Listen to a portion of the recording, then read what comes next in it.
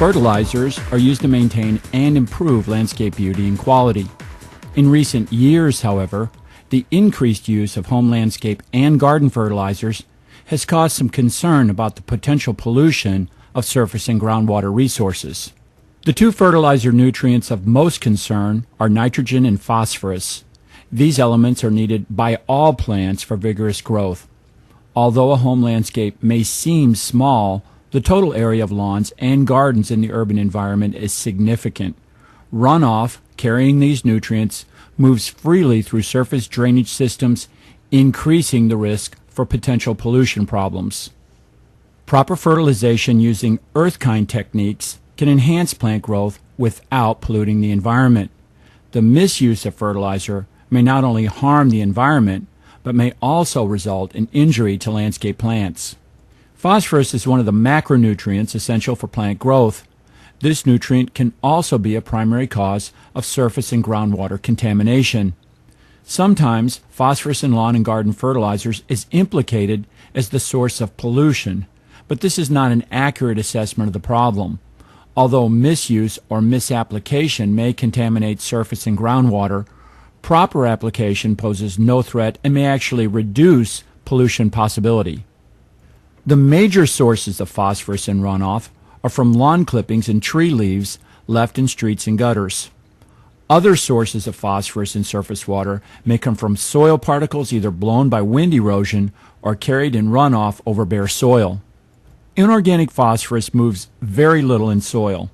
When applied and incorporated as a fertilizer, phosphorus is quickly bound by soil particles. Most of it is not immediately available to plants and doesn't leach or wash through the soil into surface or groundwater. Phosphorus taken up by plants is incorporated into organic compounds. If not mixed into the soil, organic phosphorus from plant residues such as lawn clippings and tree leaves is soluble and a potential pollution source. A comparison of runoff from areas fertilized with phosphorus-containing fertilizer and areas fertilized with phosphorus-free fertilizers shows little or no difference in phosphorus. However, when gutters were swept weekly and kept free of plant residue, the phosphorus level was 30 to 40% less than in areas where no sweeping occurred. This indicates that plant residues such as lawn clippings and leaves have considerable potential for pollution of surface and groundwater, whether or not they were growing in fertilized soil. Another source of phosphorus pollution is from the settling of soil particles moved by wind or water. These sources of pollution are difficult to identify and control. Living plants such as trees, shrubs, and lawns prevent soil erosion and help remove particles from the air and runoff. Some soils are naturally high in phosphorus. Other soils may be high in phosphorus because of a buildup from previous fertilization practices. A routine soil test is recommended to determine existing soil phosphorus levels. Based on this information, fertilizers may be selected which limit the potential for surface and groundwater contamination. Detailed instructions on how to take a proper soil sample and where to send it for analysis can be obtained through the County Extension Office. The soil test report will recommend whether phosphorus or other fertilizer nutrients are needed. Of all the fertilizer nutrients, nitrogen generally produces the greatest growth response in plants. Nitrogen is present in soils in the form of nitrate, ammonium, and as a component of soil organic matter. In all but very wet or dry soils, the ammonium form is readily converted to the nitrate form. This nitrate form is completely soluble and not tightly held by soil particles.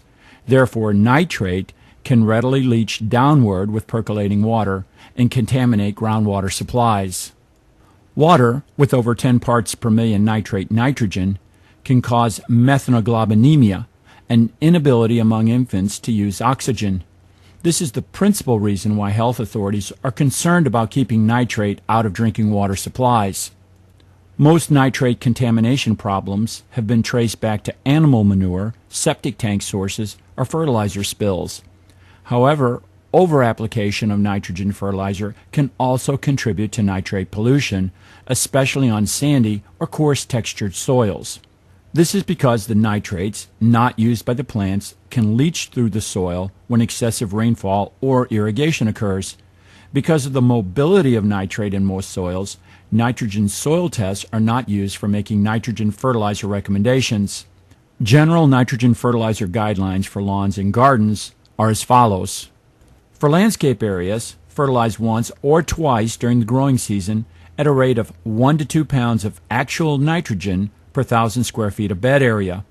As an alternative, you can use a soluble fertilizer, such as 20-20-20, mixed at a rate of 1 pound per 100 gallons of water and applied every 3 to 6 weeks.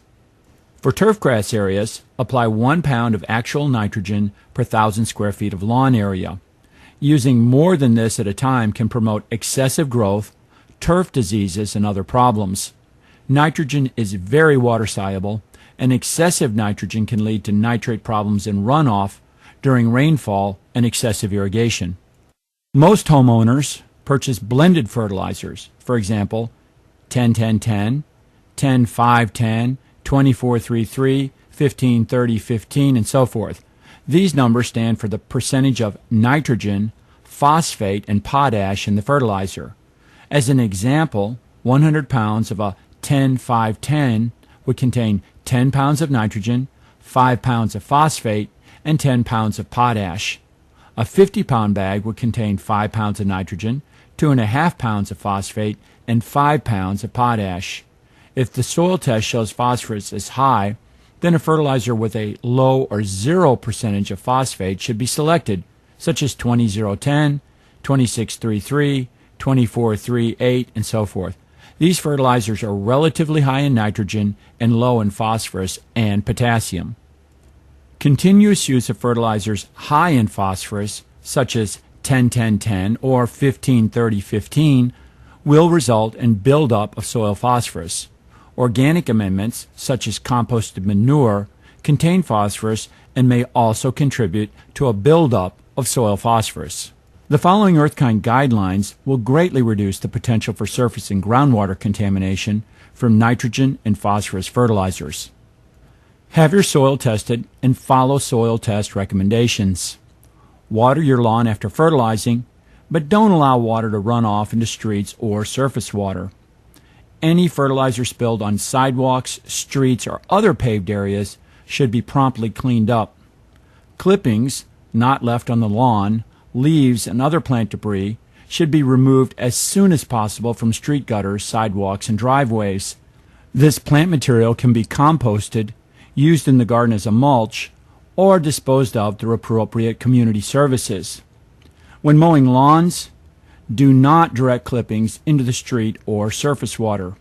And lastly, apply irrigation water judiciously and avoid runoff into streets and surface drainage systems.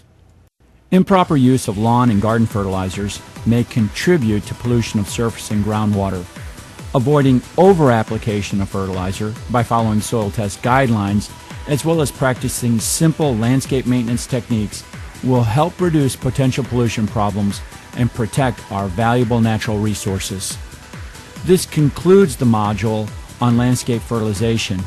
For more information, we invite you to visit our website at earthkind.tamu.edu.